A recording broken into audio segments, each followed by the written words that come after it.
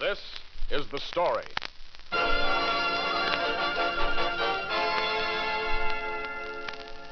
Stories of people, of nations, of the world, of yesterday and today, and the meaning they hold for tomorrow.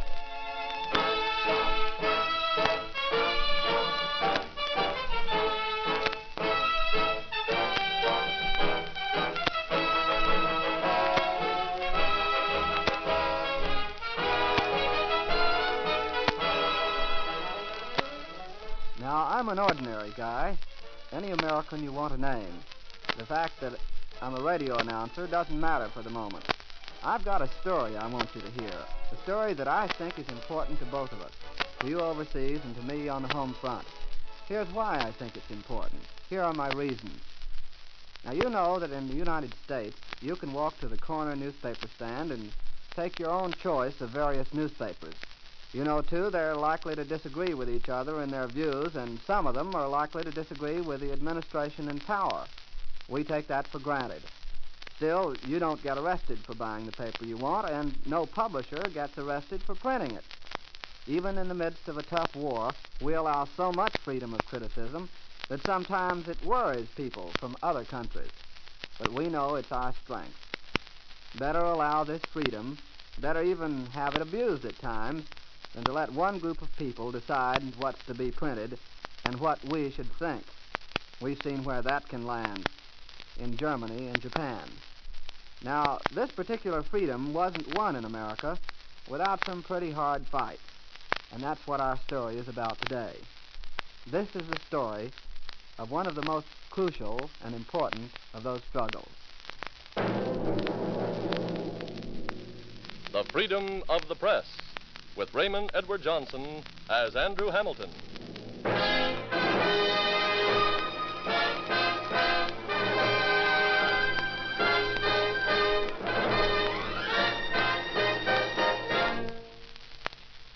(1733). On the village green in East Chester, near New York City, an election is held.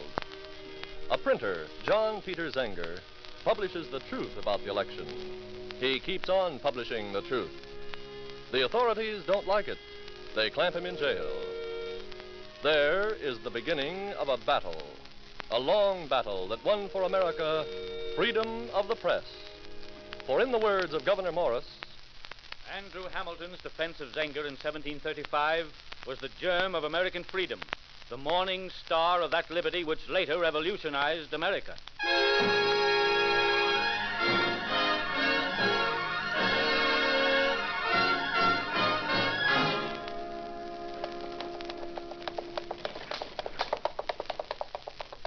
It was good of you to accept this case, Mr. Hamilton. In view of the fact that I'd retired from practice to nurse this infernal gout. Others were closed. It was good of you to accept this case, Mr. Hamilton. In view of the fact that I'd retired from practice to nurse this infernal gout. It was more than... However, there's a saying that when a neighbor's house is on fire, we must look to our own. Certainly the fact that you and Smith were disbarred for taking the case of this man Zenger is enough to whip every advocate in the colonies into action. I found differently, Mr. Hamilton. Yours was the only door that opened to us. The others were closed by the influence of Governor Cosby. I understand that Zenger is being represented by Councilor Chambers. Cosby's man. And the justices, Delancey and Phillips? Cosby's. And I dare say the jury has been well intimidated to make it a pretty thorough travesty on justice. The jury has been instructed to find a verdict agreeable with the opinions of the court. What a farce. Pretty a mess of legal mud has ever smeared a court. Oh, we're almost there. Give me the details quickly. Well, when Governor Cosby took office in 1732, he immediately dismissed the People's Court and established his own. With the law in his own pocket, he was able to cheat, swindle, and rob at leisure. We lawyers banded together against him and financed Peter Zenger's newspaper. Aye. We wrote articles. Now, here's one quoted in the indictment which had the whole city of New York laughing at Cosby. Listen. We see men's deeds destroyed, judges arbitrarily displaced, New courts erected, erected without consent of the legislature, by which it seems to me that trials by jury are taken away when the governor pleases. Men of known estate denied their votes and altogether put upon and tyrannized. Aye, friends, that's a tidy bit. But there's more yet. Listen. Removing to New Jersey as a means of escaping these complaints would be leaping from the frying pan into the fire. For both provinces The people of the city of New York think, as matters now stand, that their liberties and properties are precarious, and that slavery is like to be forced upon them and their posterity if past injustices are not corrected and future injustices avoided. Hear, hear! Let Governor Cosby swallow that as easily as he swallowed up our freedom. Here's more stuff to choke our esteemed governor. A supreme governmental authority injures the whole of his people if he evades or suffers the law to be evaded. In such a suppression and evasion, that supreme authority does attack the government and bring in an arbitrary power and is an enemy and a traitor to his country. Right, that's right. By His Excellency William Cosby, Captain General and Governor-in-Chief of the Province of New York, a proclamation. Hear ye, hear ye. Whereas, by the contrivance of some evil persons in the printed newspaper entitled the New York Weekly Journal, containing the freshest advices, foreign and domestic, have been caused to print and publish divers scandalous, virulent, false, and seditious reflection upon His Majesty's government by John Peter Zenger as printer, this proclamation is issued, promising a reward of £50 to such persons as shall discover the author or Reward? authors Proclamation? of the said By scandalous, my virulent, blood, and Delancey, what seditious good are these reflections rewards and proclamations? under my hand No one and claims the seal. first or listens to the latter. I beg you, sir, be patient. Soon we will act against Zenger. God save the king. God save me from stupid blunderers like you, Delancey. I told you a month ago to arrest Zenger.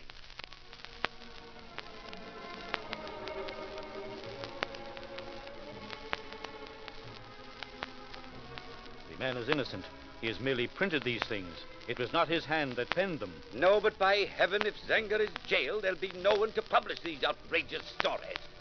I want Zenger thrown into the deepest, darkest Peter dungeon Zenger. in the city. You're under arrest for treason by order of the governor. I want his presses broken up and thrown into the Hudson.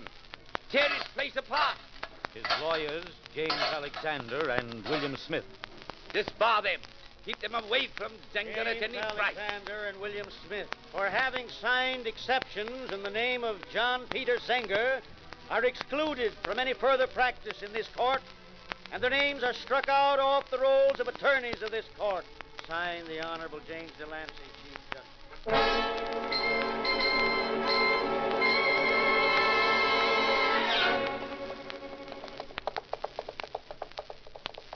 Well, that's the complete story, Mr. Hamilton. Zenger was kept in jail for 6 months without being allowed to consult the law. However, I've prepared this brief for you. Ah, here, we're stopping. Aye. And there's a goodly crowd about. I can see that the people realize the importance of this trial. Oh, they do. Zenger wrote articles on the subject during his imprisonment and smuggled them out to his wife, who printed them. Ah, that's a grand thing. Open the door to me, Mr. Alexander, and mind my foot. Here you are. Aye, it's Hamilton, and I've come to defend Peter Zenger.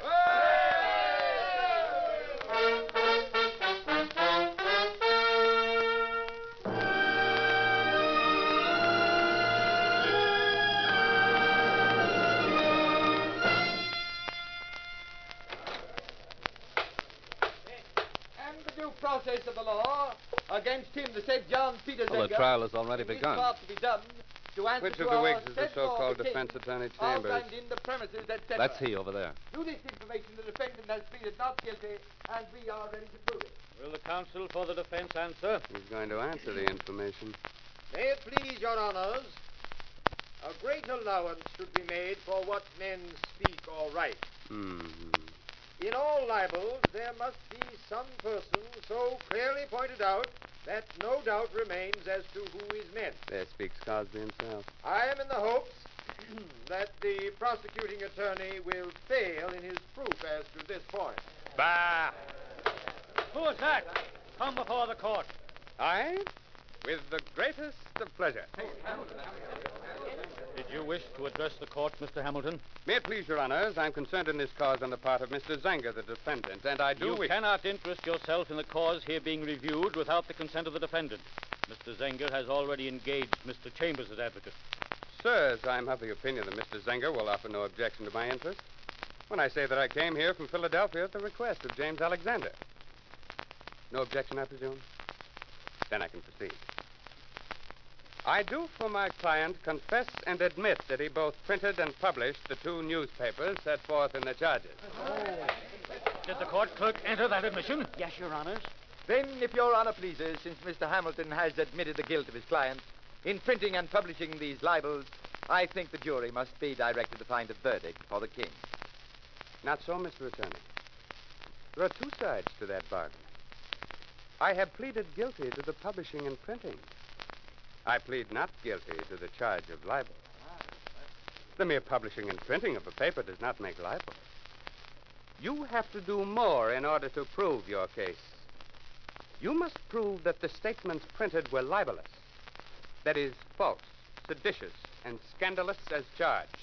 If these statements in these papers are not libels, I don't know what a libel is. Listen. Trials by jury are taken. Men of known estate denied their votes and altogether put upon and tyrannized. And here is more. That supreme authority does attack the government and bring in an arbitrary power and is an enemy and traitor to his country. The government of His Excellency is too sacred to be subjected to these gross libels. May it please your honors, I'm ready to affirm that the government is a sacred thing. But I differ from the attorney when he insinuates that the just complaints of a number of men suffering from misrule are a libel against the offending government. Had I believed that to be the law, I should not have given the court the trouble of hearing anything I might say in this cause. The case before the court is whether Mr. Zenger is guilty of libeling His Excellency the Governor of New York and indeed the whole administration of the government. Mr. Hamilton has confessed the printing and the publishing, and I think the words used are plainly scandalous and seditious. Tyranny, arbitrary power, enemy, traitor. And if such papers are not libel, I think it may be said that there is no such thing as libel. I cannot agree with Mr. Attorney, for although I freely admit the existence of such a thing as libel, I insist that my client has committed none. I noticed just now that Mr. Attorney, in defining libel, made use of the words scandalous and seditious. But whether by design or oversight, he omitted the word false. I don't think I omitted the word false, but regardless of that, a libel is a libel, whether true or not. Again, I must differ with Mr. Attorney.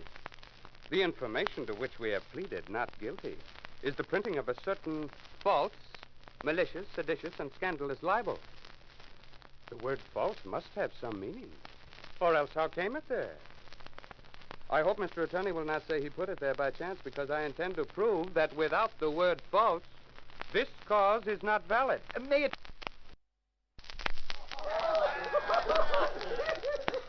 Continue. It is a falsehood that makes a scandal, and both together make the libel. To show the court that I am in good earnest and to save the court's time and Mr. Attorney's trouble, I will agree that if he can prove the words to be false, I'll admit them to be scandalous, seditious, and a libel. So the work seems to be somewhat shortened, and Mr. Attorney has only to prove the words false in order to make us guilty. We have nothing. We have nothing to prove. You have confessed the printing and publishing. But if it were necessary to prove, and I insist it is not, how can we prove a negative? I did not expect to hear in an experienced court of law that a negative cannot be proved. If a man is charged with murder and proves the victim to be alive and happy, he has proved the negative. However, we will save the attorney this trouble also. And we'll prove that those very papers that are called libels are true in every word. You cannot be admitted, Mr. Hamilton, to give the truth of a libel in evidence. A libel cannot be justified, for it is a libel whether true or not. I am sorry that the court has so soon decided the point. I had expected to be heard on the subject. I have not in all my life met with an authority which says we cannot give the truth in evidence during a libel cause. The law is clear that you cannot justify a libel. I know that. May it please Your Honor to be so. But we have a plain authority in the judgment on the case of John de Northampton, in which it was said, et quia praedictus Johannes cognovit dictam litteram per se scriptam Roberto de Ferrer, cui este consilio regis, qua littera continat in se nullum veritate, etc. Now, sir, by this judgment it appears the libelous words were utterly false, which made it a crime. The falsehood made the crime. And is that not what we contend in this case? Do not we insist that the falsehood makes the scandal and both make the libel? How can it be known whether Zenger's printing was libelous, that is, false or true, unless we are allowed to prove them true, since the attorney will not undertake to prove them false? In the case of Fuller against the Crown, that great man, Lord Chief Justice Holt, laid down the rule that he who will take upon himself to write things, it lies upon him to prove them at his peril. Now, sir, we have acknowledged the printing and publishing of those papers set forth in the charges, and we are ready to prove them true at our peril. There will be a short adjournment. Mr. Attorney, will you come to my chambers, please?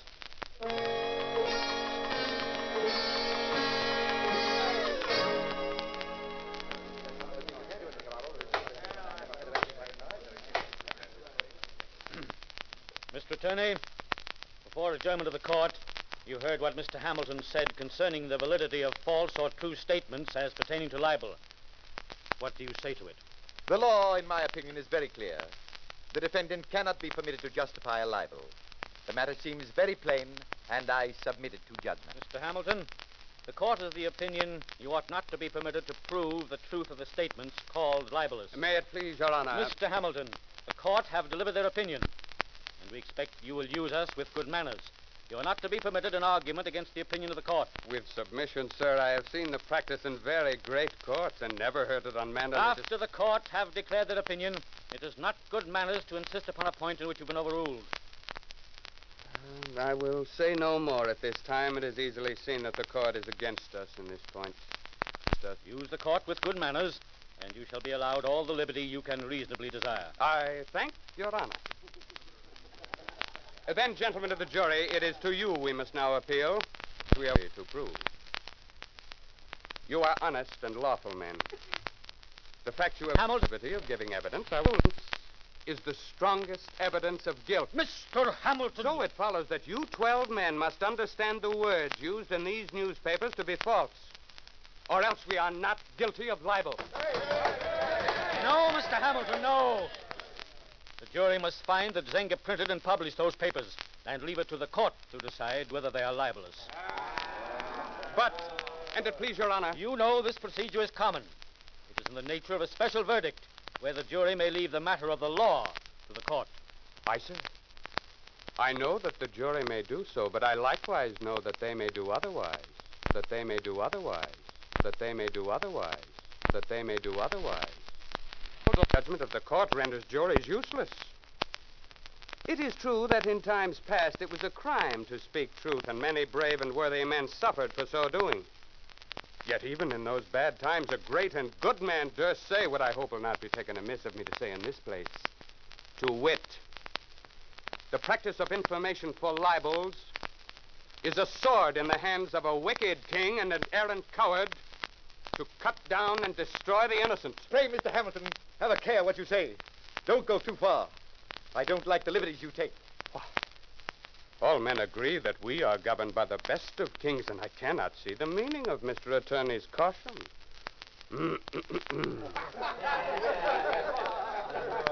We know His Majesty's gracious intention towards his subjects. He desires no more than that his people in the colonies be kept to their duty and allegiance to the crown of Great Britain. But will anyone say that this aim is effected by a governor setting his people by the ears, plaguing and plundering the rich and poor alike? The commission which governors bear deserves reverence and submission. But when a governor departs from duty and acts as though his were the powers and honors of a royal hand, the people must inquire into that power. Another outburst of this unseemly disturbance, and I shall clear the court. Sirs, power alone will not make a man beloved. And I have heard it said that the man who was neither good nor wise before his being made a governor never mended upon reaching that exalted rank, but generally has been observed to become worse.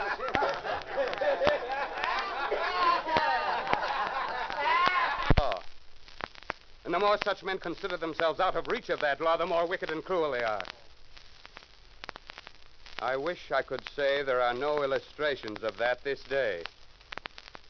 It must be agreed to by all men that while they keep within the bounds of truth, they should with safety speak and write their sentiments of the men in power, whose conduct affects the liberty or property of the people. Were this denied, the next step is slavery. Mr. Attorney has insisted that the government is a sacred thing. Still a more sacred thing. Every day I see men delving into the Bible. So we may, but must take care what he says of the governor.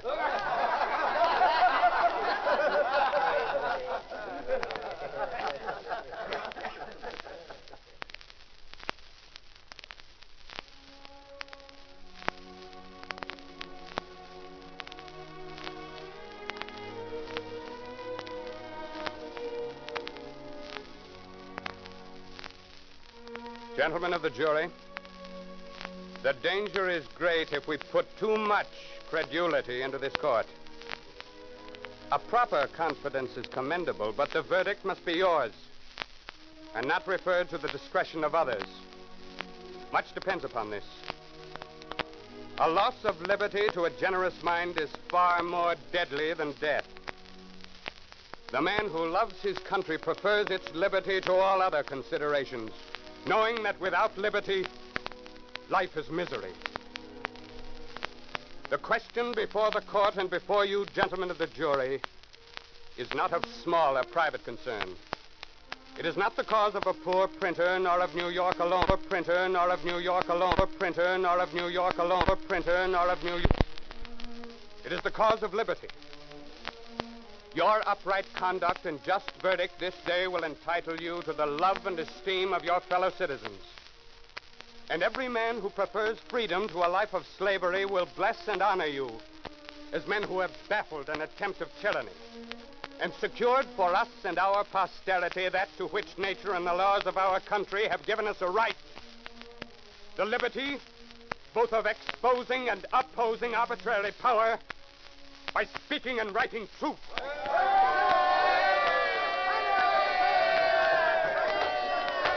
Order! Quiet! Bailiff, get order in this court.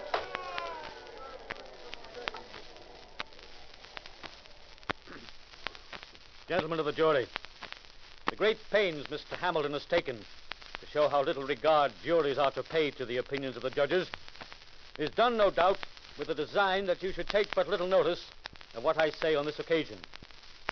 I shall therefore only observe to you that, as the deed is confessed, the only thing that can come before you is whether the act makes a libel. And that is a matter of law, which you may leave to the court. You may withdraw to consider your verdict.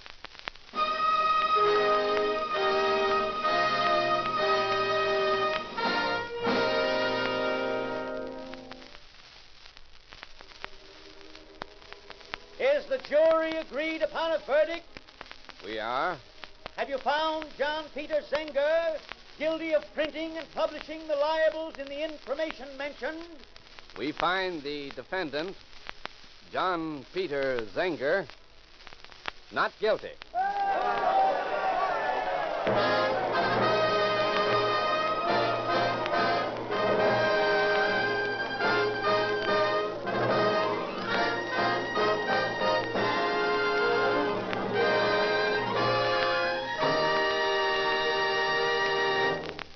Raymond Edward Johnson, whom you've just heard is Andrew Hamilton, recently finished a long run on Broadway as Thomas Jefferson, so he's well up on his civil liberties. Ray, I certainly did enjoy your performance in this story we've just heard. Thank you very much. I liked the role. I understand The role. I understand The role. I understand that the play was based on actual court records, Ray. Yes, that's right. All the words have been preserved, and they're mighty important for us right now. Not just in a domestic way, but also in an international way. Just what do you mean by that, Ray? Well, we all know now that one of the first steps of a would-be dictator is to seize control of the press and radio. We saw it with Mussolini and Hitler, and we saw it in Japan. We saw it in Japan. We saw it in Japan. We saw it in Japan, an old country, that he can whip the minds of his people into fanaticism and brutal aggression. There was a time when the press and radio seemed like domestic problems that every country had a right to settle in its own way. Many felt that if Hitler wanted to shackle the German press, it was Germany's worry and not ours.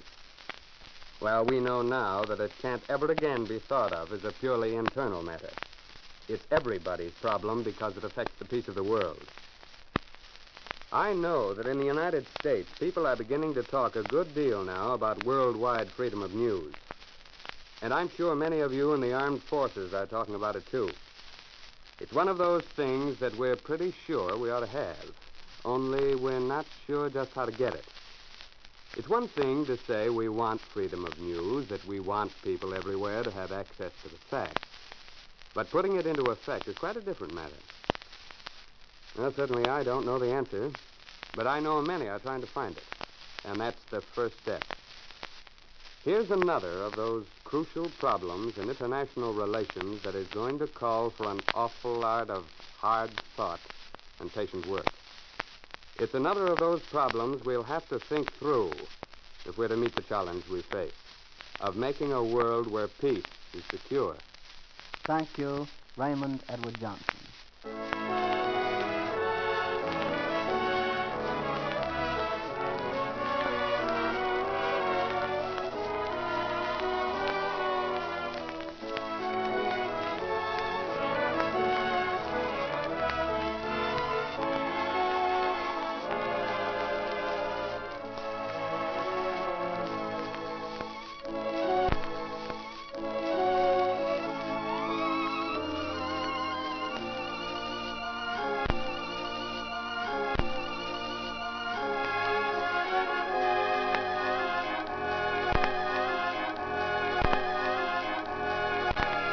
You've been listening to The Freedom of the Press, another program in the important radio series, This is the Story, broadcast for men and women in the American Armed Forces in every class for men and women in the American Armed Forces in every class for men and women in the American Armed Forces. Tune in next week to This is the Story to This is the Story to This is the Story to